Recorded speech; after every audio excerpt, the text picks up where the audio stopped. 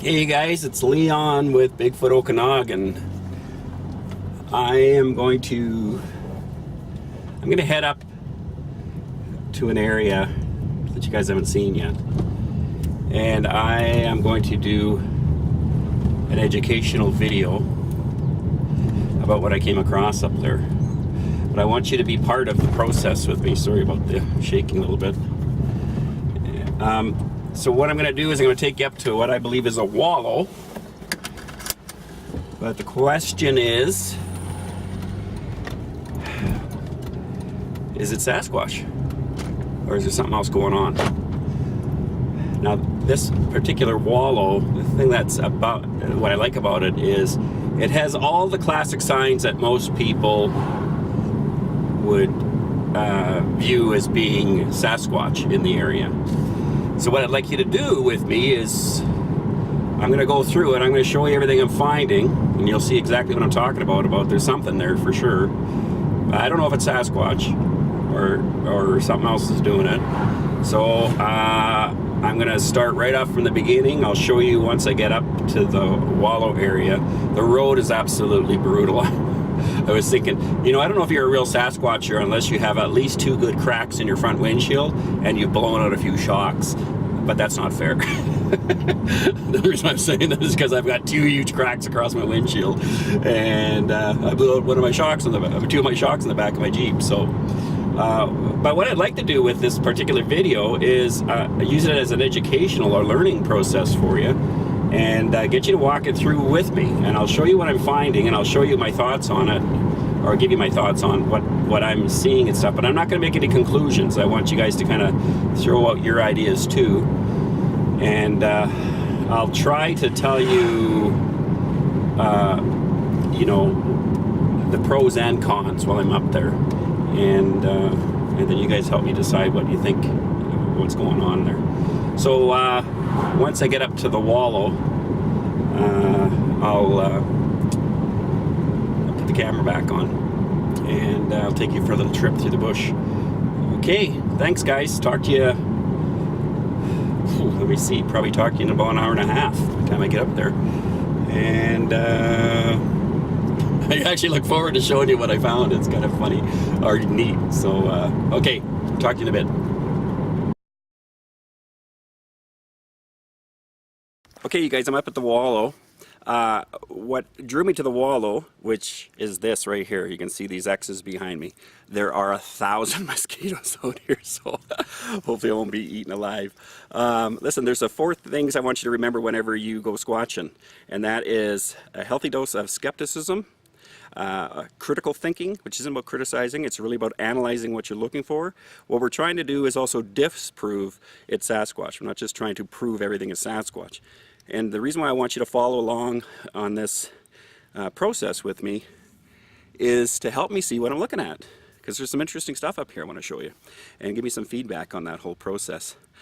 Besides a healthy skepticism and critical thinking, the other one is a hypothesis. So as I'm showing you this stuff, you're going to start forming a hypothesis, in a belief system in regards to what you think it might be as well. So the important part about the 4th thing, which is sincerity. Now, the drawback about sincerity is your brain's kind of wired a specific way. In other words, when you have a belief system, or in other words, you're starting to believe in something, as soon as that happens, your brain starts moving to subconsciously look for information to validate that sincere belief you have about something. Now, that can trick your brain a little bit, so I want to give you a cautionary note on that. I think Rio was mentioned about, you know, when you're looking for a new vehicle, you happen to find a Toyota, I don't know, some form of Toyota 4x4, and all of a sudden you start seeing them all over the place. That's because your subconscious, you have made a decision that that's the type of vehicle you want, and subconsciously your brain automatically starts looking for all that kind of stuff. So before I get eaten alive here and get up to the wallow so I can get eaten alive up there, I just want to point out some stuff, okay? There's 2 lakes over here, smaller lakes. There's a larger lake about 1 kilometer this way. Those lakes are about probably 2 or 3 clicks that way. There's another large lake about 3 clicks this way. In the wallow, there's a pond or slough in the area. There are cougar, because I came across a track just over here. And there's also black bear and grizzly, deer and elk. So could a Sasquatch be here? 100%. But I don't know what I'm looking at yet. So let's do a hypothesis together. I'll show you what I'm finding, and we'll do some conclusions. And I want your kind of information about what more to do to solve the riddle. Now, some people say, well, why don't you just stay out here overnight? Well, because when I was out here last year, there was a grizzly with 2 cubs. And I would rather find out, at least narrow the chances, that I won't be sleeping in this wallow anytime soon if there's a grizzly with 2 cubs hanging around. So it's better to be safe than sorry. I am carrying bear mace, and people do know where I'm located at right now in case I don't make it home tonight. So, and that's probably because of the bugs, not because of Sasquatches or anything like that. Okay, I'll fade out in a couple of seconds here, and once I get on to the game trail, I'll start the camera again, start showing you some stuff. All right, see you in a bit. Okay, so I'm just on the game trail, which runs this way. And I just want to kind of go over here for a second.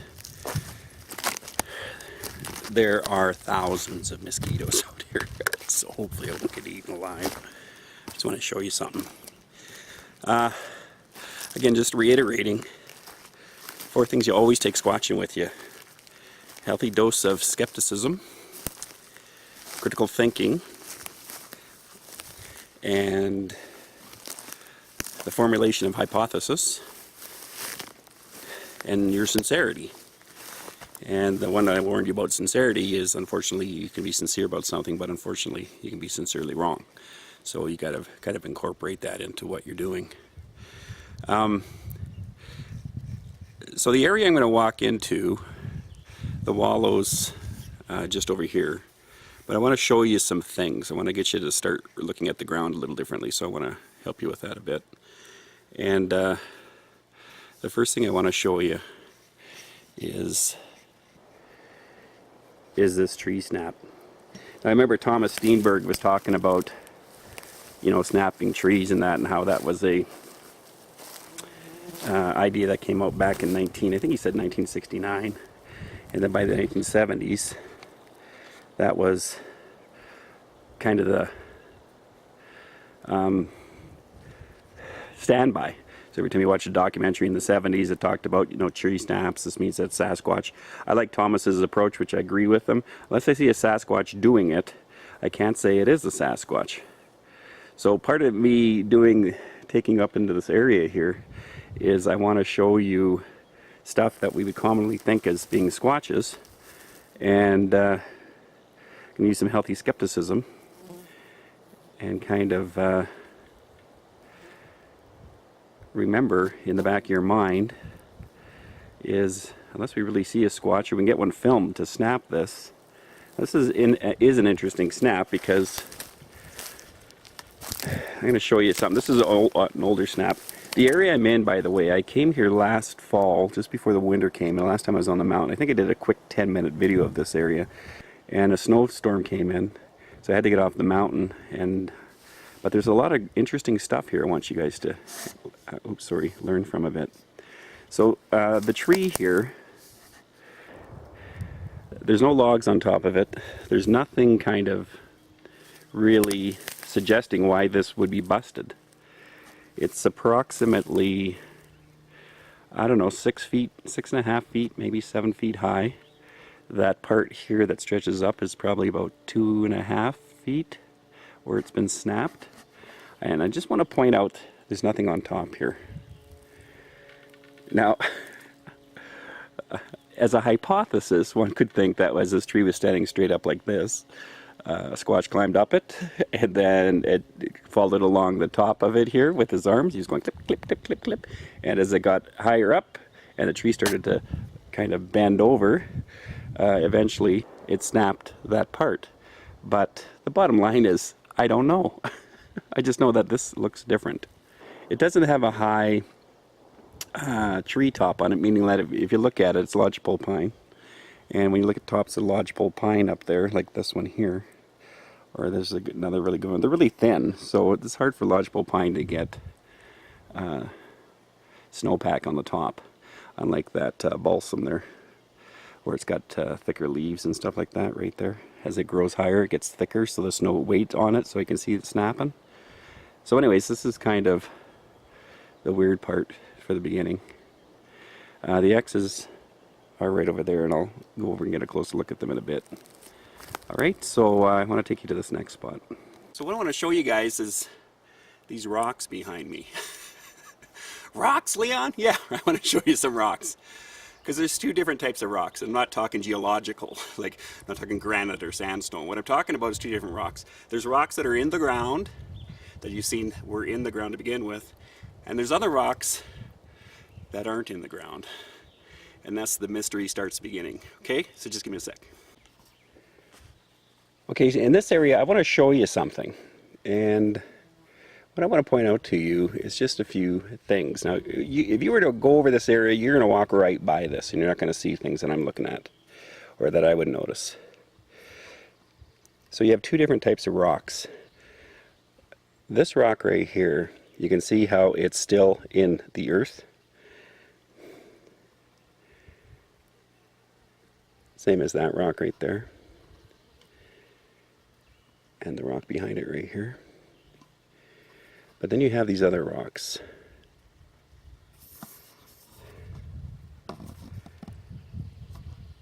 Like that rock right there. That's out of the earth. Rocks here that are out of the earth. You got a little small one right here. You got another small one. Kind of right in that area. And you got another one that's kind of right here. Now there's a reason why I'm pointing this out to you. Again, you've got rocks over here that are in the ground. You can see that they're in the ground. So the question is, why are some of these rocks not in the ground compared to some of the rocks that are in the ground? Like this rock right here, and there's a bit of a hill here, so yeah, if it eroded, you could see it falling down, and that makes contextual sense. But I want to kind of show you something. And just give me a second here. So here's some more rocks, and you can see that there's some that are in the ground, like not necessarily that one there, but that one over there. That one's out of the ground, and that one's out of the ground. And there's another farther one back in this area here that's out of the ground. Now why am I pointing this out to you? Is because there's something going on here. I'm just going to change the camera angle and you'll see what I'm talking about. Okay, now what's different about this particular rock right here is it's long. It's about from my fingers to my elbow, and it's about the same width.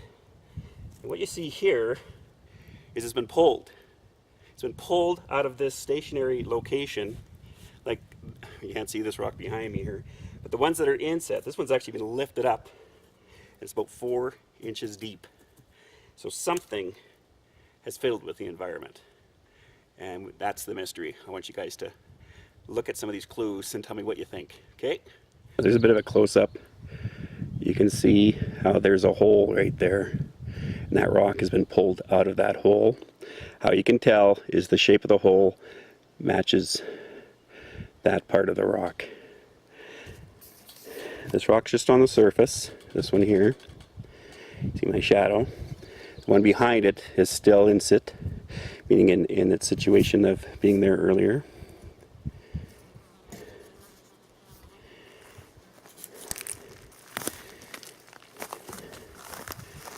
And now you got another rock right here, which is about 12 inches and about 8 inches thick.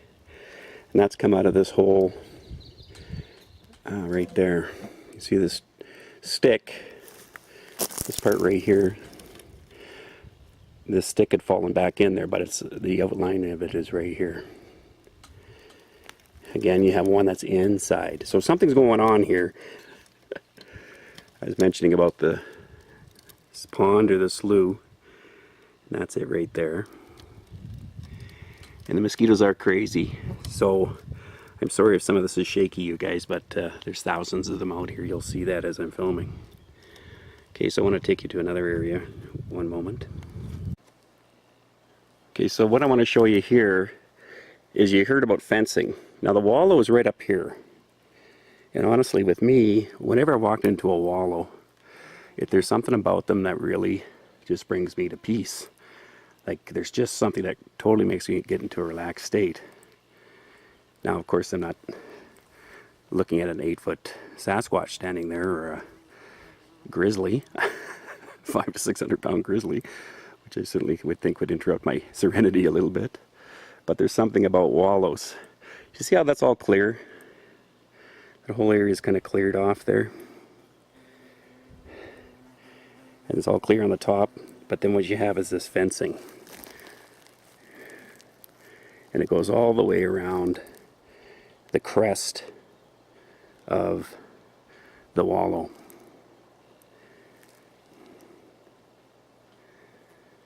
Alright, let me show you something else.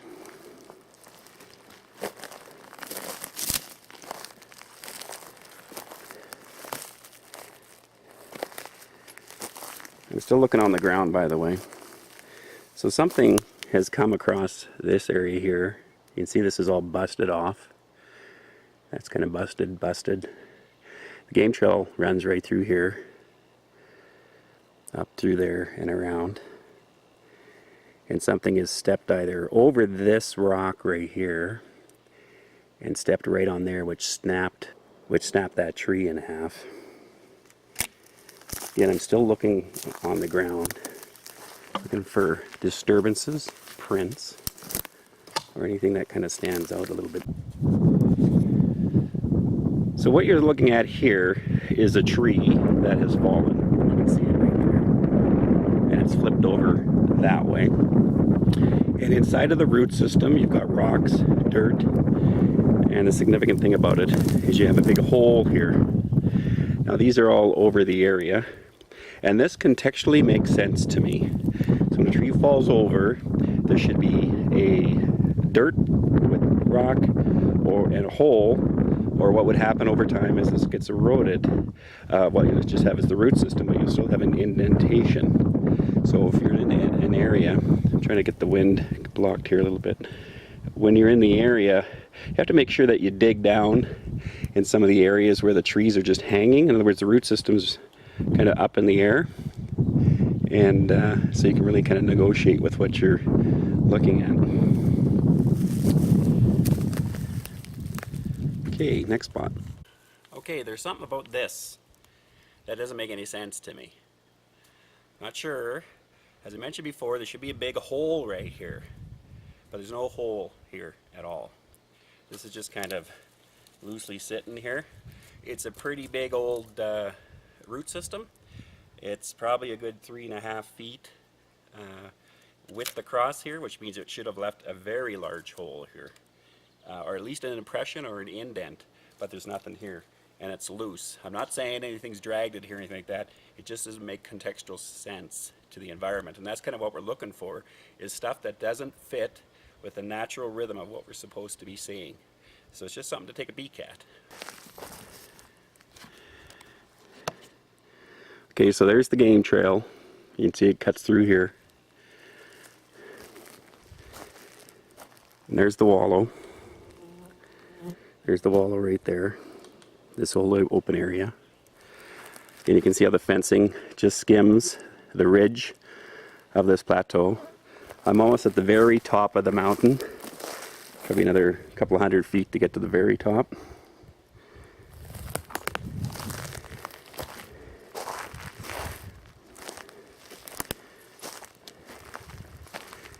I'm just looking for stuff. Again, stuff that looks a little off.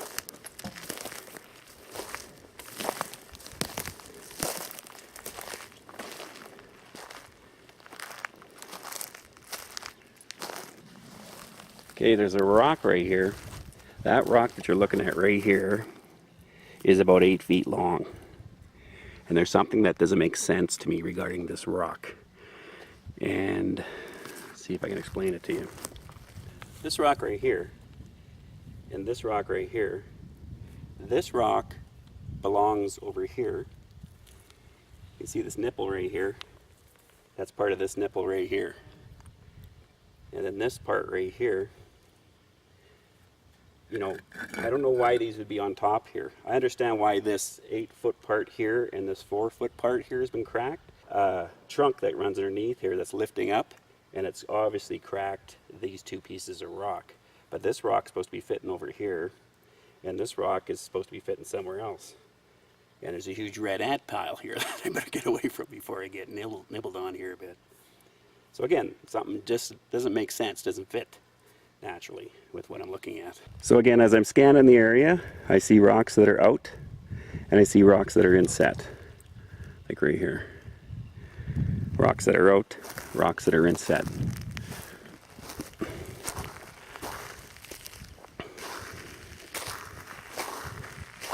Now, rocks that are inset, rocks that are inset, and all of a sudden, this.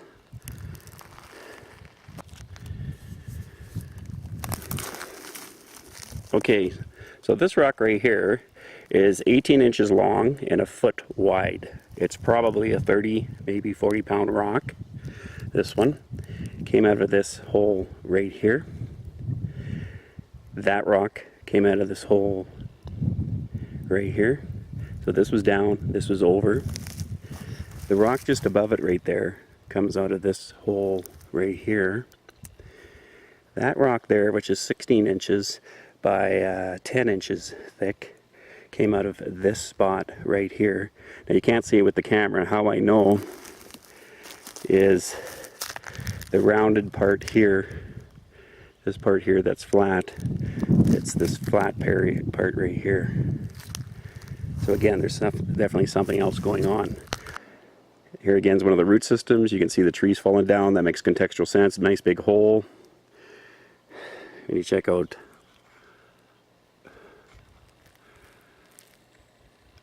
that root system right there.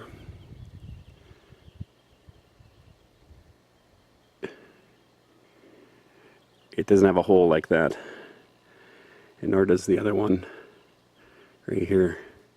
There's no hole there. Doesn't make any sense. Okay, the next thing I'm going to show you is this tree stump. That's a fairly fresh tree snap. And again, what I want to point out to you is notice all the branches are on the bottom, but there's no branches on top of that tree. It's green, so you know it's fairly fresh. It's still in the ground, right here. So think about it when you're looking at this. If the tree was straight up, like say the one that's right beside it, to the right of it, which is roughly the same dimension, what would make something snap like that? Well, if something's climbing up the tree, like this, and as the weight got better and it started bending down and it started climbing the top of the tree, it would bust. See how that's sheared like that? It's not sheared, but it's been smashed. Smashed, not a bit right word too, but fractured is probably the best word for it. Now that's all hypothesis. I know there's something in the area, I just don't know what it is.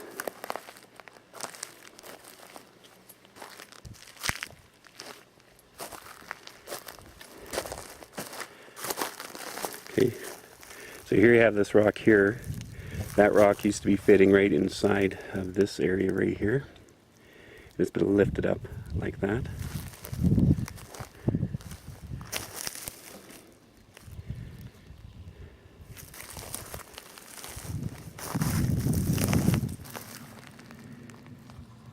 There's the X's right there.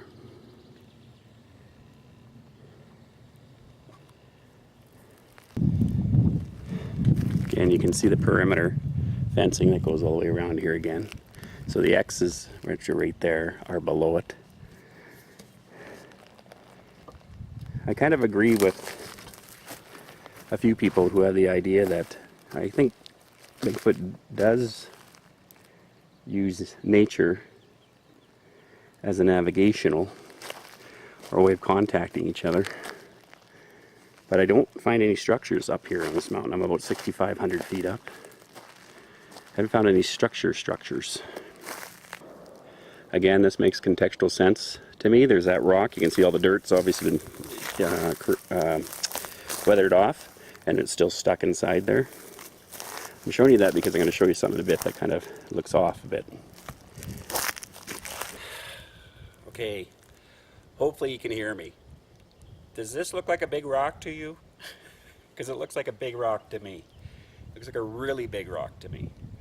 Actually, it's about 3.5 feet long, and it's about 2.25 feet wide, and another 2.5 feet thick. Now, why am I showing you this huge rock? Because this rock used to be back farther, and it's been rolled this way. That's a pretty big rock. It's probably 500 pounds. I'm pretty sure it's around 500 pounds. You can do the measurements and weight to check it out. So let me show you the hole behind it. The other thing too is this rock is now sitting this way. In the hole, as you'll see in the indent, it was actually angled like this. So not only was it flipped, it was flipped and removed or shifted, so it's facing this angle. The imprint's right around here. It's about 6 inches deep, and this rock angles this way, but the hole actually angles that way. So it's been flipped up this way and shifted this way. Again, that's got to be a 500-pound rock, you guys. So I'm not sure what's going on, but something is definitely going on. There's the X's. There's one really big X. You can see it right there. It goes like that. And then you see the double X down there, which I'll zoom in for you. Right there. Big X right there. Smaller X's right there. There's no way this is going to pick it up, but I'll give it a shot. There's a spot right here. You can see how this is all flat right here. And I don't know if you can see the ground, how it's cracked. There's a little part right here, kind of shows you. Right here it's cracked. That's all flat as if something sat there. And again, you're not going to really notice it if you're not used to being in the bush. And of course my camera's not going to show it that well, but you can kind of see the outline right here. It goes all the way around here. It's like a fat ass. Oh, sorry, flat bottom girl. Actually, there's another one over there too, right here. This area right here. We got to come up with 3D cameras. They're coming up pretty soon, technology-wise. And there's another one right there, actually. Oops, sorry, right here. Something was sitting here and pulling this out. Now, most of this activity I'm seeing isn't from this year. In other words, it's not spring. Okay, so you can see that fencing comes around here.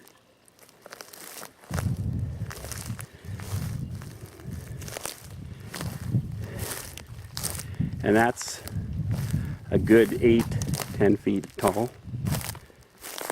Now, why I put this here? Well, the mountain's behind me. And you've heard Rio talk about hide and concealment. And the weird thing is the road's right there. Now that's the road. There's another main road that's way down that way.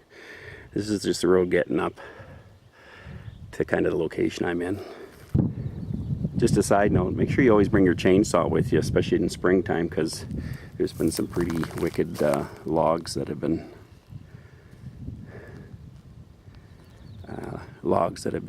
across the road. You don't want to get yourself stuck in a road without being able to saw yourself out. Here's another root ball.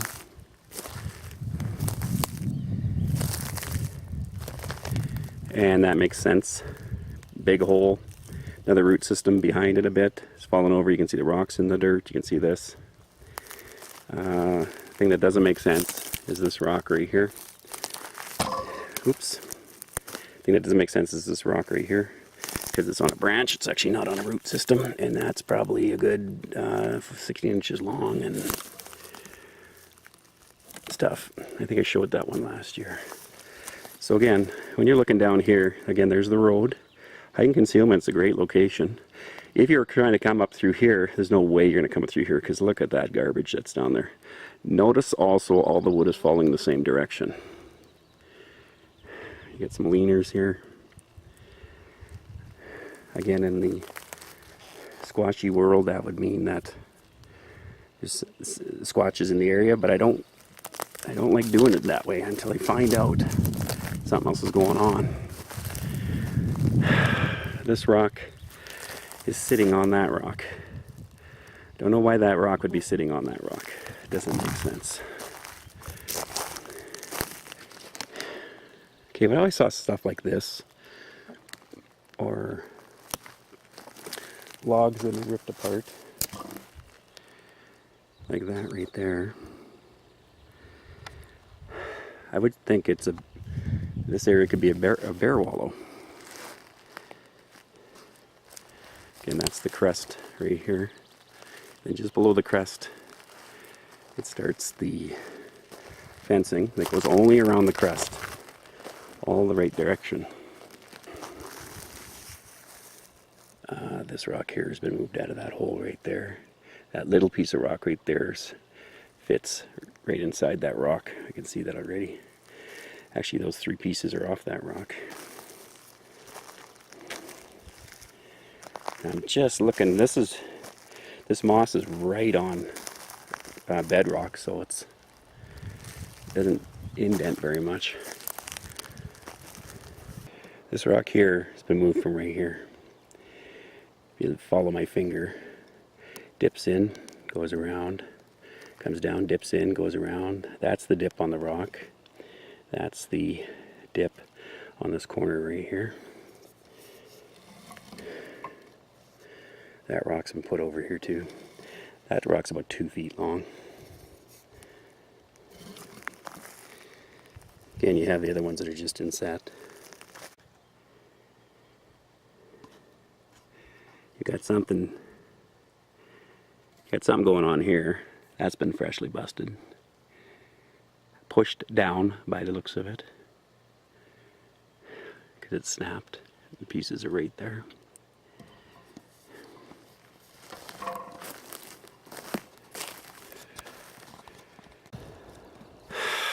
Okay, so that's the wallow. So you got 3 X's, 1 large, 2 small. You've got a fencing that goes around the perimeter here, just on the crest of the knoll. You've got rocks like that have been moved. You got that monstrous rock down there that's been moved. That's, like I said, it's got to be at least 500 pounds, you guys. It's a huge rock. You got the logs that are suspended above the ground, no hole at all. So the moss is, right on the bedrock. And if you have seeds that have gone in there, they'll stay within most of the minerals, and most of the nutrition is in the first 6 layers of the surface. So the roots don't go down like a carrot, they kind of spread out like this. So they're kind of easy to fall over, I get that. Like that other one over there that's got a rock on a branch, that's different than the rocks that you're finding on the root systems.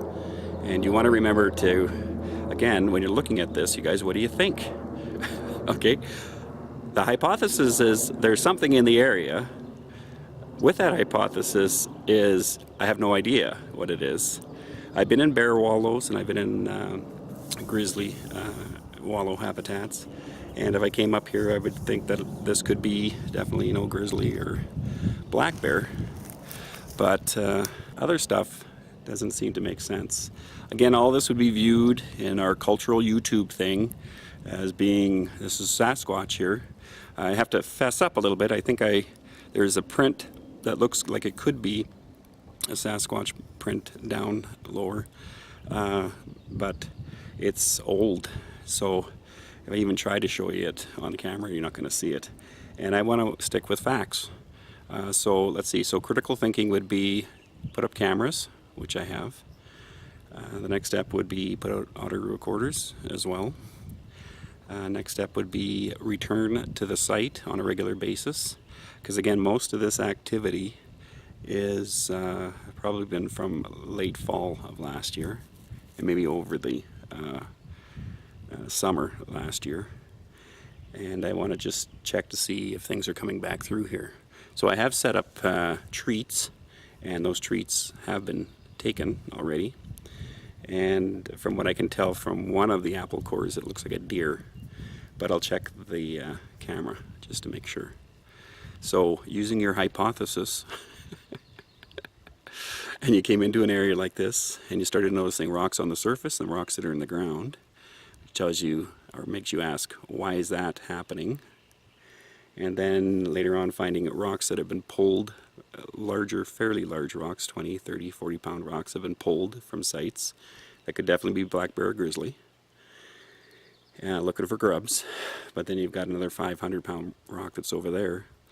And the question would be, why would that be moved? Well, I'm not too sure, other than that area right behind it is definitely a cool spot to hide behind that particular rock. So you've got the fencing that's all through here that you've heard in the Bigfoot community. It usually accompanies a wallow. I've got bear sign. That stump right there. That's obviously been gnawed apart. I do have bear tracks. Oops. I do have bear tracks. So using a hypothesis and the ability to be fair, and what's fairness? Well, fairness is the idea that, you know, you're flexible and that you might be sincere about things, but you can also be sincerely wrong. So you're flexible enough to be honest, change your position, and fess up if you get more information that helps people get educated. So, okay, on that note, hope you guys have a most awesome week. I'll come back up and check the cameras and the audio and see if anything comes up. And we'll go from there. So think of your hypothesis of what this might be, what's going on here. And use some critical thinking. Don't jump the gun. Always be patient with your process, gracious and gentle. And remember, it takes time to get your eyes trained to look at the ground. That'll be either for prints or other activity so that you can recognize, because in most cases subconsciously you're just going to blend everything together. And you got to take about 1.5 years, 2 years to kind of get that back for you if you've lost it. At least that's been my experience. So have a great week. We'll talk to you in a couple of weeks. I'll be heading down to Alberta Sasquatch, or heading over to Alberta Sasquatch to get together with the boys there, and then hopefully make it down to Utah and hang out with the clan down there. So everyone have a safe trip to those locations, by the way, and we'll talk to you soon. See ya.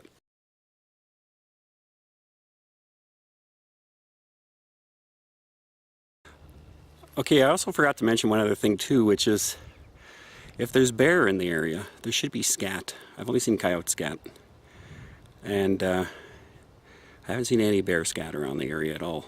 I have seen tracks, but that was a few kilometers away, and but no scat. So you think you'd see some scat, unless there's squatches around, and then they're not going to be leaving their they're not going to leave their scat around with squatches hanging around, I don't think. Again, that's speculation. So, all right, just wanted to add that.